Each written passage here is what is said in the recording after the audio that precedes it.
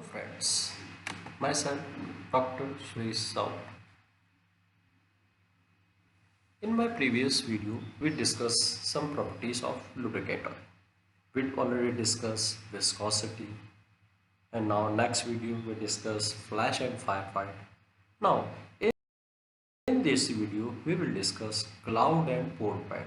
This is the another property of lubricant oil. Now we discuss cloud and pore pad.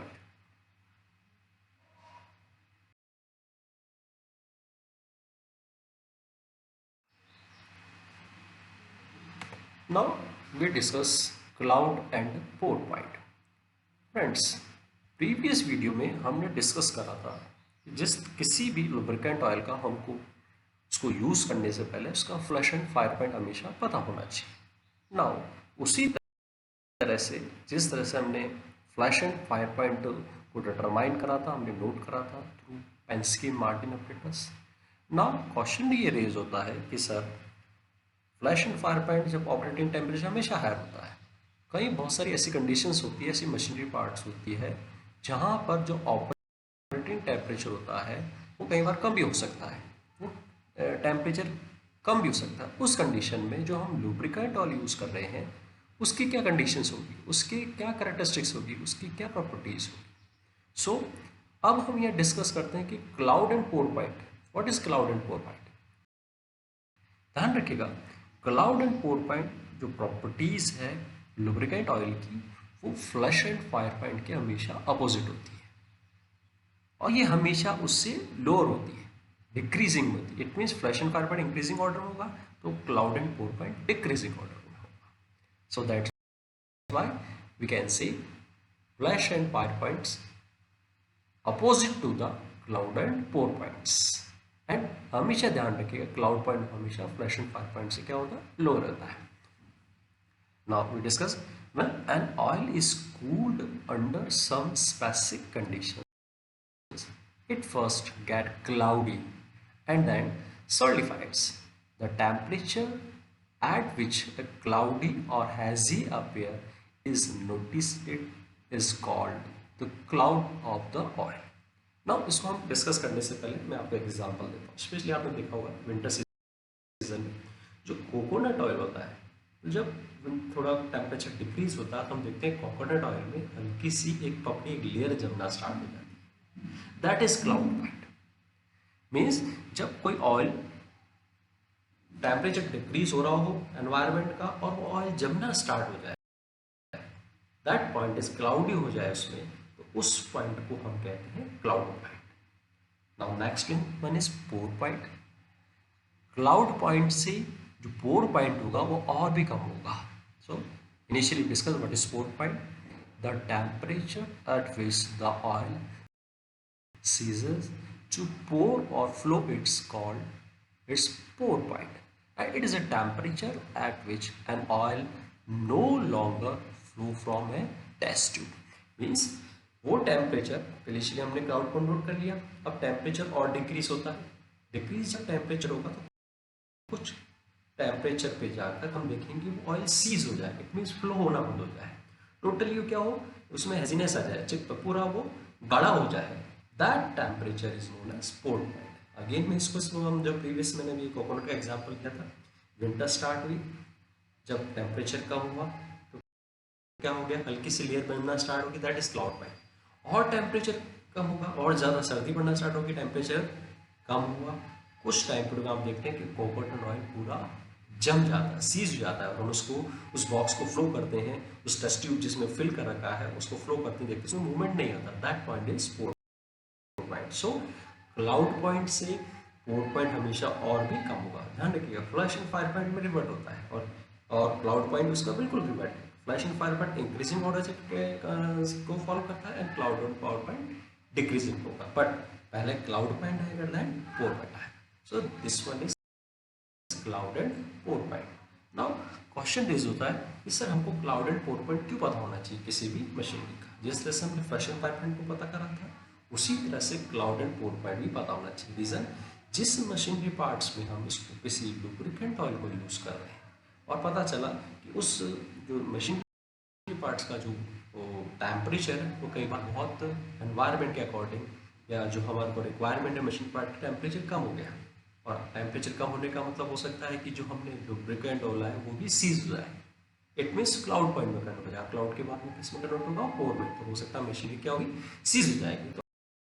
तो seize होने का मतलब कोई ना कोई एक्सीडेंट हो सकता है। तो हमको किसी भी ऑयल को, लुब्रिकेंट ऑयल को मशीनरी पार्ट में फिल करने से पहले ये भी पता होना चाहिए कि किस टेम्परेचर पे जाके वो सीज होगा, किस टेम्परेचर पे जाके क्लाउड होगा, किस टेम्परेचर पे जाके वो पोर पॉइंट होगा, ताकि हम उस मशीनरी पार्ट्स का टेम्परेचर उतना मेंटेन कर सकें। तो that is the rule of cloud and pour point of any lubricant oil.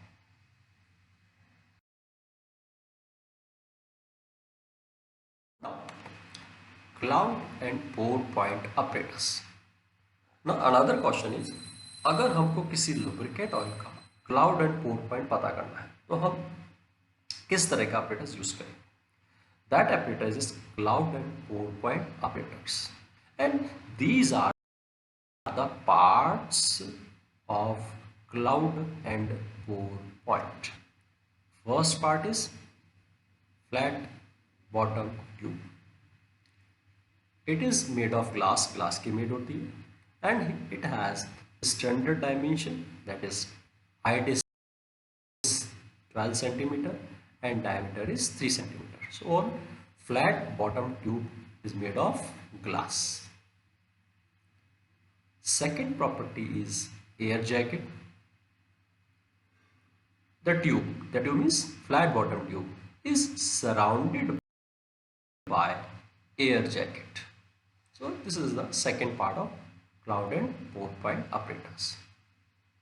Now third part is, this is cooling bath. The jacket means air jacket. The jacket is surrounded in turn by a cooling bath, which is containing mixtures of ice plus sodium chlorides or ice plus calcium chloride or solid CO2 plus petrol, and they are depend on the cooling temperature. So these are the part of cloud and pour point apparatus. Now the procedure is, initially the tube is half filled with oil. हम tube को, जिस oil का हमको cloud and pour point पता करना है, उसको half fill कर देंगे। तो thermometer is inserted in cooling bath. जो कूलिंग बाथ होगा उसमें हम थर्मामीटर को इंसर्ट कर देंगे ताकि उसका हम टेम्परेचर पता कर सकें, to determine the temperature.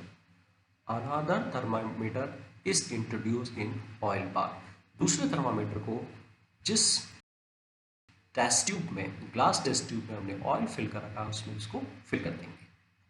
So these are the parts of cloud and pour point.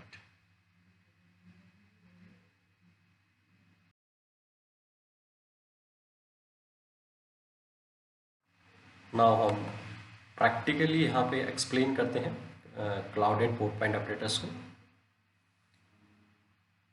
This is test tube, जो प्रीवियस स्लाइड में मैंने आपको बताया ग्लास की मेक होती। इसमें हमने इंसर्ट कर रखा है थर्मामीटर, और हमने हाफ टेस्ट ट्यूब तक यहाँ पे जिस ऑयल का हमको क्लाउड एंड पोर पॉइंट पता करना है उसको फिल कर रखा है। ये ग्लास ट्यूब फिट रहती है, कवर्ड रहती है एयर जैकेट से, एंड एयर जैकेट कनेक्टेड रहता है किससे, रिंग जैकेट से। This is ring jacket. And इस टोटल ऑपरेटर्स को हम फिट कर देते हैं दिस वन कूलिंग बाथ में। कूलिंग बाथ में प्रीवियस स्लाइड में मैं आपको बताया था, आइस NaCl इस तरह का मिक्सचर इसमें फिल कर देते हैं। और कूलिंग बाथ का टेम्परेचर पता करने के लिए हम इंसर्ट करते हैं अनदर दूसरा thermometer this one. So overall हम यहाँ पे दो थर्मामीटर इंसर्ट करते हैं, आइस और कूलिंग बाथ का टेम्परेचर पता करने के लिए। This is first thermometer. और जिस ऑयल का हमको क्लाउड एंड पोर पॉइंट पता करना है उसका वो टेम्परेचर पता करने के लिए हम इंसर्ट करते हैं सेकेंड थर्मामीटर। इस तरह से प्रैक्टिकली फिटेड रहता है। ये बल्ब यहाँ देखिए ऑयल हाफ ऑयल फिल कर रखा है, ये थर्मामीटर है और ये कवर्ड रहता है कूलिंग बास।